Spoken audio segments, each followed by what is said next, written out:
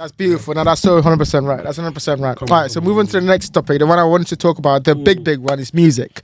So talk to me. Obviously, you talked to me a little bit about what you do. Talk to me about when you start to get involved in music and you fell in love with that. I'll be real with you. I've been in love with music the not whole life, but it's one of the things where started early. I really started loving the idea of music, like from my dad and my sister, innit? So growing up, it sounds fucked, innit? Yeah, where initially I didn't like music because my Margie didn't like music, innit? It sounds fucked, innit? Because because my dad was very emphatic, because my dad was not there all the time.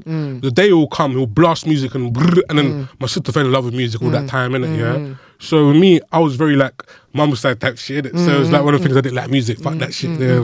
But it's one of the things, back in the day, we didn't have no actual replay or rewind or whatnot. So it's me, I'll watch Power Rangers, and I want to be outside, you feel me? Man's outside, that shit, innit? So after midway through Power Rangers on break, my sister will take the remote, go straight to the music channel, innit? You know what I mean? I'm like, hey, yo, I'm watching this.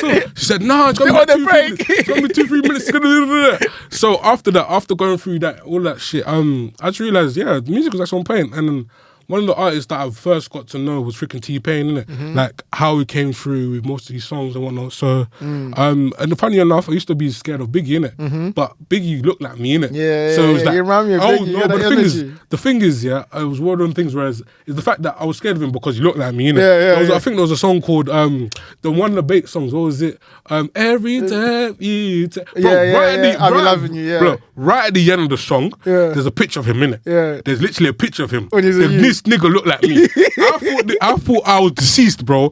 Bro, I used to get fucking nightmares all the fucking night because I thought I was dying, bro. You're a reincarnation of Bro, real talk, bro. I was like, what you mean, bro, what were you born, man? He both died at the same time. Bro, I was thinking myself, what the fuck? 100 damn here, bro. That shit, you feel me? So I just used to take the piss out of XYZ and all that. But really and truly, looking into his catalogue, looking into his music, Biggie's the GOAT, bro.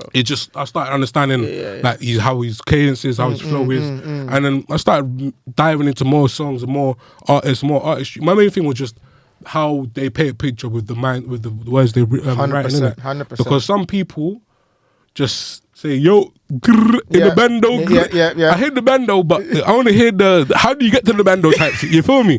So it's I like the journey of the song, innit, rather than just saying you're in the bando, innit, you feel me? So it's one of the things with him, it was just the element of him being that type of person, being where he come from, he has to go through, he elevated his life, that's why Ready to Die was just basically a whole... I was going to say, what's your favourite Biggie album? Is it Ready to Die? It depends, because Bearman, Life After Death, I'll be real with you, that shit there, it's like, before he gone, I knew, if he was alive... You knew it. No, if he was alive, that album would have triggered a lot of other wars, innit? Like, we're talking about Nas. Bro, who's getting that freaking Wu-Tang? You don't understand. He was going crazy. Life After Death, he fucking wet everybody car. He said... What? I'm not the Frank White. What? What are you? Let's get it cracking, innit? So it was like that element of he's gone, but now I'm gonna show you why I'm the best, innit? I like that album because it gives elements. But with Ready to Die, it has the elements of upbringing, understand who he is, how to go through turmoil. You have to it's just I don't have the favorite album. I have a favorite type of thing. Tuesday, come to realize. But my first ever album that I actually bought was actually Kendrick Lamar's Good Kid, Mad City. Yes, that was my number one. That's my first album that I fucking bought. Bro. I literally bought the album on the backs of. I think he had the performance in it. I think it was Backstreet Freestyle, innit? Yeah. Man performed, I think it was Beauty Awards, bro. You saw it and you're like, holy shit. Where you from? I'm like, what the fuck is this? I'll get elevated. So I started looking into him a bit more. At this time, Bearman, when I'm going through uni, going through exams, Bearman, I'm doing I'm like a day before exams. I think myself, let me slap on money trees, because money trees don't grow, man. You have to create them shit. Bro, money trees was my way forward in life, innit? If there's any turmoil in my life and I need to get bread, remember there's money trees, man. You have to create this shit, you feel me? Rather than thinking, it's gonna happen, innit? Alright, quick little sidetrack, here with diversion. What do you think of the Drake and Kendrick beef that just happened? First, who do you think won, and what do you think about the whole thing? What do you mean who won, man? You already know who won, bro. What the fuck, man? But it's one of the things, whereas God, it was planned. If you read 48 Laws of Power, it was orchestrated for him to lose, innit? Like in terms of how I think, how did it first start with freaking like that? like that. No, it wasn't like that. It was freaking. Free shooters. Yeah. So I'm there thinking to myself, man's getting the cracking. Like it's gonna go where it needs to go in it. Yeah. So when I started realizing that, regardless of anything, he came back saying, "There's no big thing, just big me." I said, "This nigga ready, fam. I don't know what's going on." Then when Kendrick come like, "Oh, you're short push-ups and I hear it. People are like, "Yeah, this the one." I know me. I go through the turmoil of. You may think it's the one. How is Kendrick gonna come? Yes. But the way he calculated him, because man, know what he did. What he did perfectly was the fact that he learned from the Meat Mill beef, innit? He learned that back to back was a fucking hit, innit? He learned that regardless, he has to come back with something, innit? Yeah. But he didn't want to come with a hit. He knew exactly how he was gonna get him, innit? But it's calculated, this shit. So it's like he knew if he comes up with that like that, man's gonna respond. Like. After him responding, he's going to try and figure out how to do it. But he has shit already planned. You know where I'm coming from? There's two types of killing. There's a reason why you get more life if you plan this shit, yeah? But if you kill someone out of impulse, okay, it's so sorry, murder. It's fine. But if it's premeditated murder, you know you're going down for way more than life, innit? You feel me? That's why my man KO.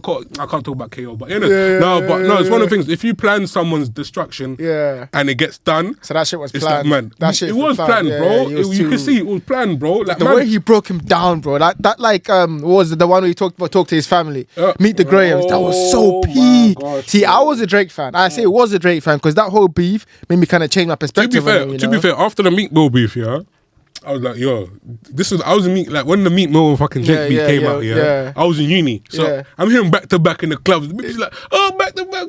I'm like, okay, Drake done his thing in it. But it's Meat Mill, but then I start realizing about Meat Mill and he's bad man, I used to rate Meat Mill at a level, but after all the freaking news and shit that comes out, it's mad.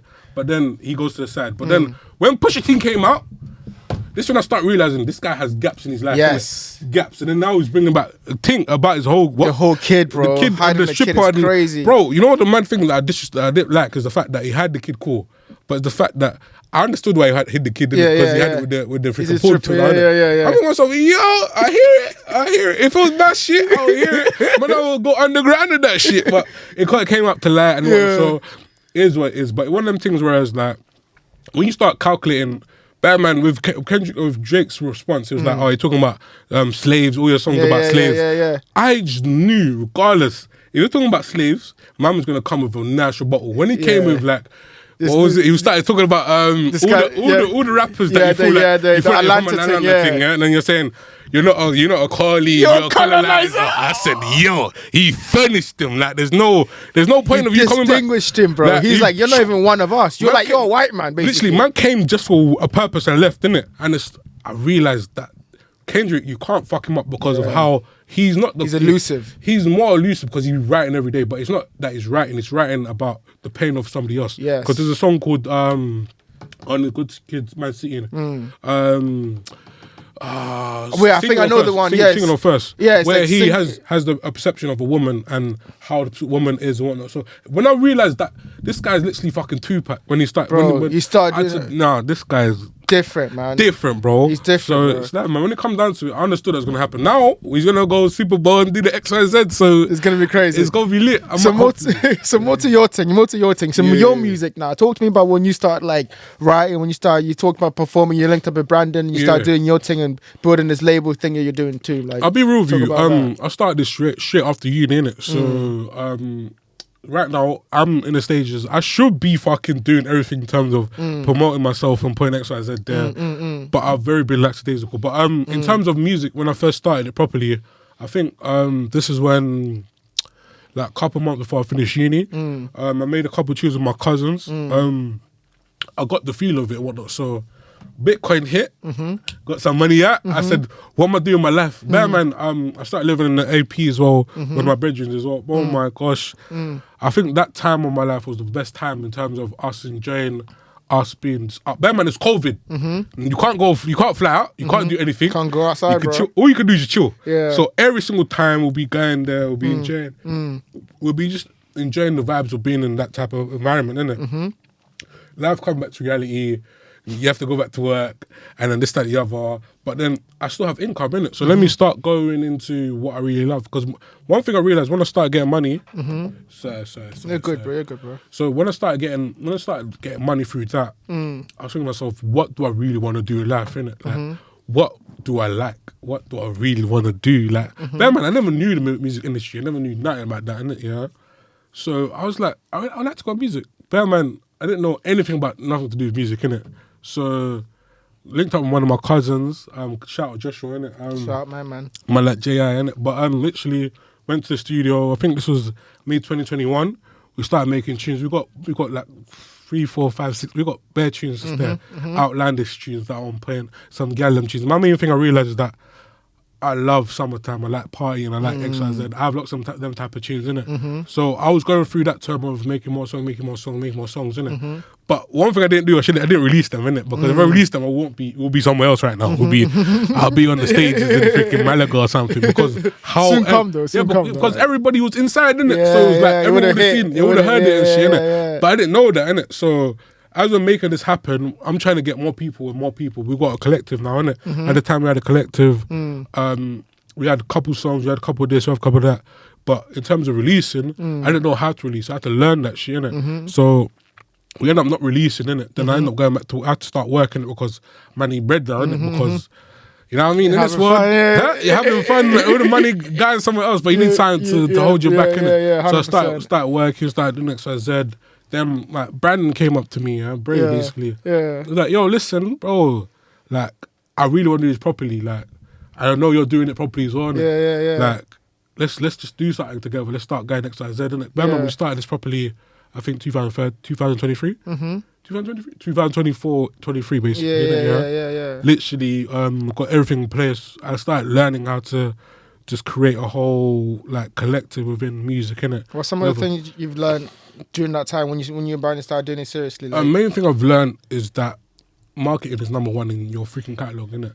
You can be the best lyricist, you could be the best writer, you could be X, Y, Z. If you have no marketing, you're fucking fugazi, bro. I'll be real. It sounds fucked. Nah, I hear you, bro. But the best rappers, don't really get outside because they're really lazy. They're inside, right? Yeah, so my main thing, I'm learning how marketing works in terms of digital marketing, how to market yourself too. Like, man, but I can't be from in the same sense in a community. You can't promote yourself. It sounds weird, doesn't it? I hear what you mean, though. Man, I'm saying I'm the best. The fuck is this nigga talking about? But if somebody else says, "Oh, this guy is the best," you're more likely to hear him. It's more likely to hear what's going on and what's going on. Yeah, but I feel like with me, with the music, it just it became on the thing where it was just a passion, innit?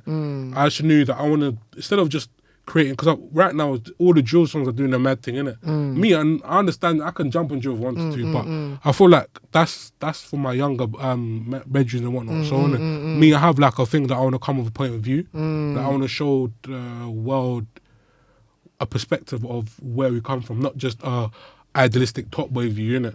Because everyone knows that now, innit? Which is, they done their thing. I can't like Top Boy lit. I can't like when I go on Top watching that. But man, I watched it way before the win. You know, before we're talking about before the Netflix one. Before the Netflix one, I was there every freaking Saturday or Thursday. When it came on the TV. Bro, that was a man them thing. So it was like we watching it every single, like it'll be every single week we watching it. They'll be going to school talking about what we watched. You know what I mean? So when it came down to a point, whereas now they're elevated to a point where Drake did his thing.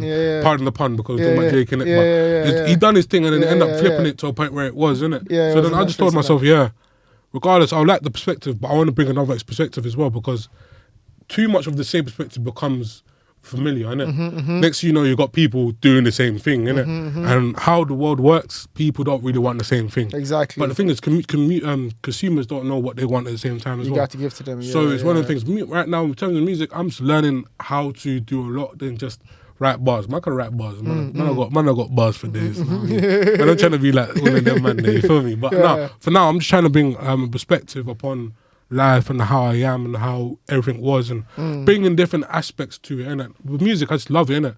So point whereas, if I had no money, but I had the equipment, bro, we're making tunes, bro. And main thing, I love party tunes. Like one of my two tunes that I have after this, the songs that I have that are coming out, bro, be real with you, the club's gonna be jumping, bro. The thing is, when I think I clocked this at uni, innit? When I was at uni, man, I was in a dilemma of like, do I really want to do this or I really want to do that, innit? But I'll be going to the clubs, be gals shaking ass, they'll be singing these songs. But I'm hearing these songs are fucking easy to fucking make. What the fuck am I doing here? Doing that? Why am I in the club? Why am I not making these songs? Like, why am I not making these songs, innit? But I'm seeing gals shaking their ass and doing this and then too. And I'm thinking to myself, yes, I love the aspect of, even though it's the club vibe, I love people just being in their self and being in the element, being in the music, fun, you know what I mean? And just dancing. I would love to have that energy and bring that towards the stage as well, innit? So how far do you want to take it? Like, what's the aspiration? Like, if you look ahead, I feel like time or some Bear Man, I don't even know where I want to go, man, with it. Main thing, I would love to do a main stage. I would love to do a main stage. I would love to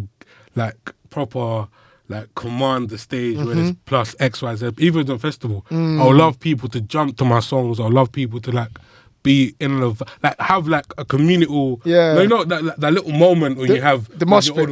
Maybe mosh pit, yeah, of course, but I mean, that little time when you have your people, even though people might not know you, but it's the fact that you've governed them, your core group of people, fans, not really core group, but let's say for instance a festival, innit? I would love to like just not control them, but just they understand how I'm controlling them and they're enjoying it, and then now we're having a whole electric type of feeling that we're all elevated and we're all loving the vibe, and like I would love to bring that to audiences and show them that, bro, like even though I make music, cool, but I'm bringing you a freaking like experience, memory. live moment, 100%. A moment, because when you go back, who's this motherfucker? One this Shazam, this motherfucker. I fucked with him. I fucked with his energy. His songs was good, but I also fucked with him. That guy, nigga, that guy. And you know, it's a madness. But no, for me, I just feel like right now I'm having a good time with it, because I realize if you put pressure on your back, you're always gonna stumble, but you also need pressure to become diamonds as well. Yeah, so it's 100%. It's like a balancing thing. Yeah, man, it's a catch-22. But at the end of the day, you are gonna. It depends which type of blade you're gonna choose.